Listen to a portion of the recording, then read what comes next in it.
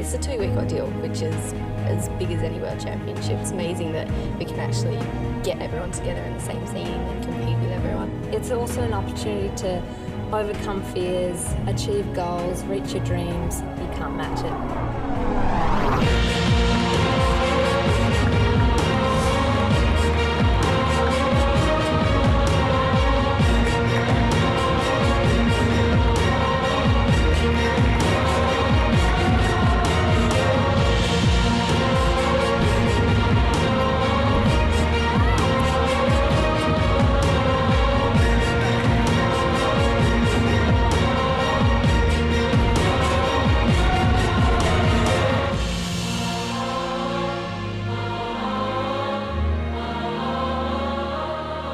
Hi, good to have your company. Welcome to Hisense Arena in Melbourne for our exclusive coverage of the 2014 Australian Gymnastics Championships. Today is episode 1 of 2, and of course the event is taking on added significance in 2014 by virtue of the fact it also represents the Commonwealth Games selections trials for these athletes. I'm joined by our expert commentator Liz Chekovich. Men and women in action today. Let's start with the men. Yes, we have the first of the 3 apparatus for men. We have floor, pommel horse and rings. On floor we've got some terrific workers, Michael Messia, very smooth. And then we have Sean O'Hara, who's a lot of difficulty, so we'll see if he can make that work for him. Pommel horse, Naoya Sukahara, famous name in gymnastics. He'll also feature on rings, and so it's going to be a very exciting night for the men. Yeah, some fantastic athletes in action. Now, what about the women? There's no shortage of talent there either. And not at all. The women just have 2 apparatus. They have the vault and the uneven bars. We'll see Isis Lowry, Chiara Muntianu in action on vault, but the uneven bars is the one I'm really looking forward to. We have 2 former Olympians in Olivia Vivian and Larissa Miller fighting it out for this national title. Well said. Look forward to working with you. Of course, Launchpad has been a very successful initiative of Gymnastics Australia. It's all about encouraging youngsters to get involved in this tremendous sport. Here's more. The sport of gymnastics in Australia is steeped in history, and in the present era, participant numbers are very much on the increase. A major reason why more kids are taking up gymnastics is because of a program known as Launchpad. The Launchpad programs are all about fundamental movement. They've been specifically designed to support parents in giving their kids the opportunity to practice, develop, and most importantly, enjoy moving through a wide range of activities that help them to develop physically, socially, and cognitively. Gymnastics Australia Chief Executive Officer Mark Rendall says he's delighted with the results that the Launchpad initiative has so far achieved. We've got tremendous growth in gymnastics. It's grown every year since 2000, and we had 10% growth last year, so there's a lot of kids getting involved in gymnastics. And with Launchpad, what we want to do is see more kids get involved, because we think all kids should learn to move, like all kids should learn to swim. And if they do those 2 things, they'll set them up for life. Launchpad, according to the head of Gymnastics Australia, is not just about encouraging Australia's youth to take up the sport, it is also beneficial in terms of teaching skills that are pivotal to any young person's development. Yeah, so what we think Launchpad does is it gives all kids and all children in Australia all of the skills they need to do whatever sport they want. They may stay in gymnastics, they may go on to something else, but what Launchpad does will give them the basic tools to be successful throughout their life. The enormity of gymnastics on the national scene cannot be underestimated.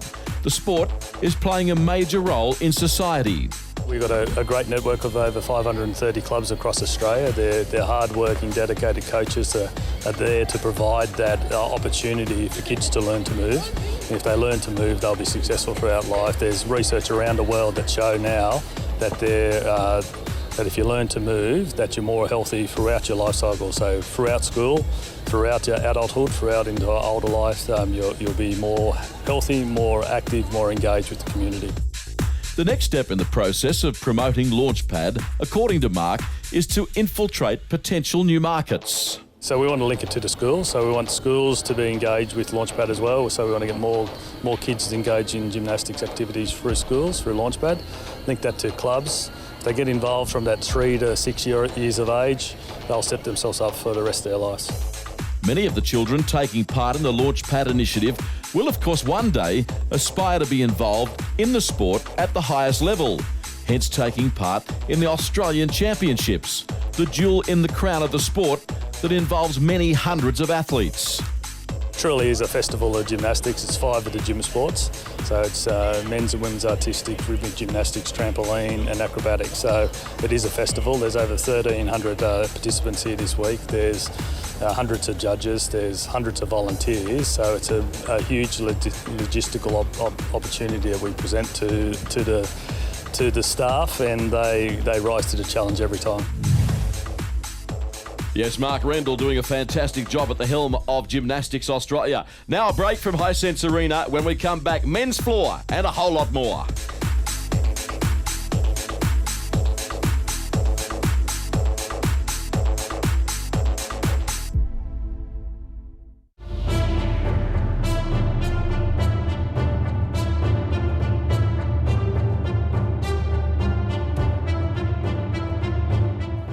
Welcome back to Hisense Arena in Melbourne as our coverage of the Australian Gymnastics Championships continues. Before you see highlights of the action from Day 4, we present a quick recap of the all-around competition conducted the night prior. And the session was dominated by Queenslanders, with Naora Sukahara and Georgia Godwin winning the men's and women's competition respectively. Sukahara claimed an incredible 5th title in 6 years with an all-around score of 172.881 to finish ahead of New Zealand's Mikhail Kudinov and fellow Queenslander Michael Masia. It was an astonishing performance by Sukahara, who had the big crowd in raptures. His athleticism and power extraordinary. The 3-time Olympian managed to increase his scores from the preliminary round on every apparatus. Meanwhile, Georgia Godwin, competing at National Championship senior level for just the 2nd time, was superb, claiming the all-around title with a score of 108.425. Georgia's victory was even more meritorious when one considers the fact that she had only been back in training for 3 weeks following injury. In the final, she scored 13.0 on vault, 13.65 on bars and 12.875 on floor.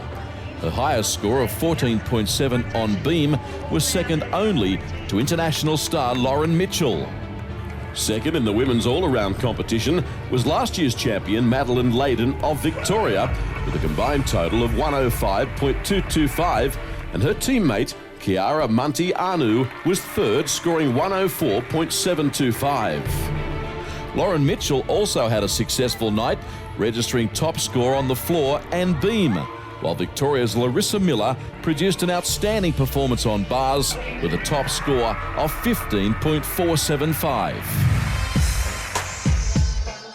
Great to have your company. The commencement of our highlights package of the 2014 Australian Gymnastics Championships. Our coverage commences with highlights of the senior men's floor final. And beside me in commentary, former dual Commonwealth Games gold medalist Sam Offord. Hi David, thank you very much for having me and looking forward to this first event here, the men's floor final with Sean O'Hara from Victoria.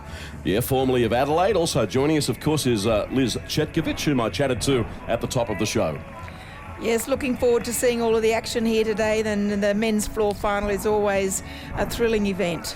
Sean, 23 years of age. Yes, he is, finishing with the first 2 tumbling rows there, stepping out in the first one. Unfortunately sitting that tumbling row down there. So not a great start for him there, Liz. No, a full point off every single time they make a fall, so the penalties are quite significant, and it's a balancing act between trying the difficulty and getting the execution right. Absolutely, yeah. The guys are trying to push for high difficulty and high start values to get nice high scores from the judges. And obviously, sometimes they don't quite get the balance right. So hopefully Sean finishing off second half of this routine well. And can't afford any more falls. And unfortunately, he's had one there. So coach is always looking for athletes, if they've had a big error, a big mistake, to make it only one per routine and make sure they finish it strongly. And Sean, unfortunately, not doing that so far here with his last tumbling row. And yet again, falling down, falling a bit short. Well, it's turned out to be a day he'd rather forget, and that's exactly what he'll need to do. Yes, well, truly thought he was going to feature in the medals today, but needs to work on his consistency for sure. Do you think it may have been the occasion, the enormity of the occasion? Sometimes it can be, as we see a replay of some of Sean's tumbling here, but the gymnasts have had a couple of big days. They've had 2 days of the all-around competition and really got their last chances to impress in the apparatus finals over the next 2 days. So I think a combination of all of these things does take its toll on these athletes. And they're just short on his twist and crooked on the side front somersault. In fact, it looked a bit like a side salto, didn't it? It did, and finishing with a layout with a triple twist, so 3 turns in the air before landing and coming up short. So getting a bit of congratulations from a teammate there, but obviously a rank and a score that he would rather forget there. Yeah, 10.250. So we now advance to our next athlete. It is Kent Pieterse, originally from Durban in South Africa, 20 years of age. Yes, so hopefully channeling his inner Springbok here to perform a good floor routine.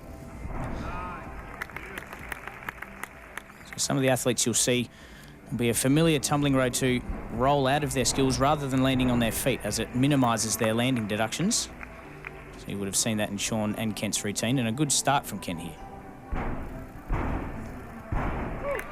A lot of the men using the front layout double front, picking up bonus points for that combination. Yes, it's a matter of jam-packing as many high-value skills as you can and connecting 2 skills together, if they are of high enough value, gets as gymnasts those things. So also one of the special requirements on the floor is to do non-acrobatic elements. So Kent doing a wide arm press to handstand there.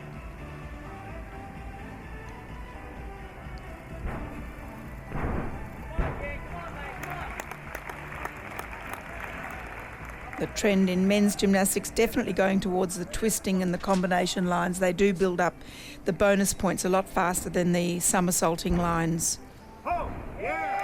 So Kent finishing with the triple twist, similar to Sean, and much a lot higher quality on the landings there, Liz. It wasn't very difficult to be higher quality than Sean's, unfortunately, but nice work. Yeah, Kent's pleased with himself, as well he might be. And that will put him on top, you would think, at this juncture. Well, it will. It's a very clean routine so far. Not a lot of landing deductions. Tidy form in the air, and he did have a very nice start value, a 6.3 in the qualification day. And I would say, with that big clap there from Kent, he is very happy with that routine, as is his teammates there.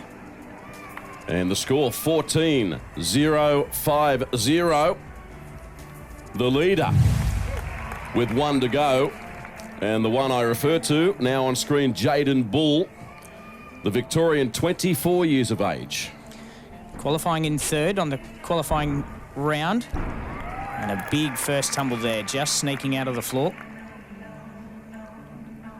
Only a small deduction for the athletes if they do manage to step out of the floor, but don't want to be doing that too many times. Began gymnastics as a 5-year-old, and it's engulfed his life. Absolutely. Him and his brother, Tyson Bull, another Victorian High Performance Centre gymnast as well.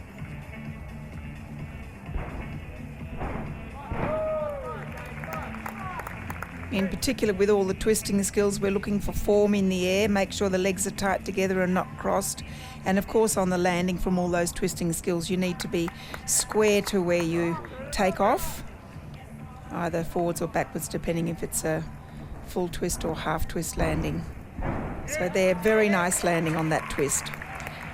He's heard you there, Liz, with that tumbling row. He's put that twisting on show to perfection. Paying attention. And he's done equally as well on that last tumbling row, the dismount, a back layout with a double twist, sticking that one. Not the highest difficulty of dismounts, but he's done it perfectly there. Yes, he's got a nice feel in the air. He gets good amplitude on all his takeoffs. And he's a real pleasure to watch, isn't he? He's got a very nice line. He's got a fantastic look on a lot of the different apparatus, and floor looking very good here. So I think this will get him up towards the top of the leaderboard as well. In fact, it has. It's put him in first place with a score of 14.4. Outstanding effort. Let's check the results of the senior men's floor final. Bull, 14.400. Pieterse, and the remainder you can see. Of course, 2 New Zealanders also taking part in that, and we'll now have a quick look at a highlights compile of the other athletes that took part. Well, that tumbling line certainly not going to plan. No, the red flag for Corey going out of the floor there, so very springy floor, these guys, sometimes over-rotating some skills, and one he'd rather forget.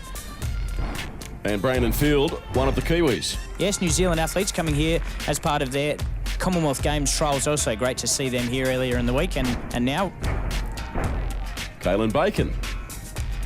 another young Victorian gymnast here, finishing with a double tuck somersault in one of his tumbling lines there.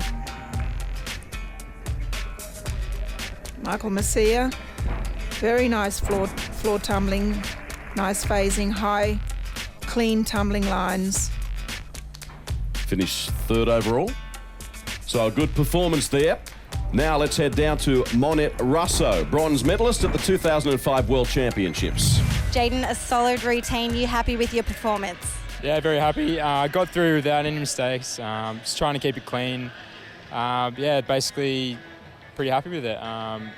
Bit of a shame the other boys couldn't get through their routines. Some big stuff being thrown out there, but just managed to keep it clean and come out on top. So very happy, yeah.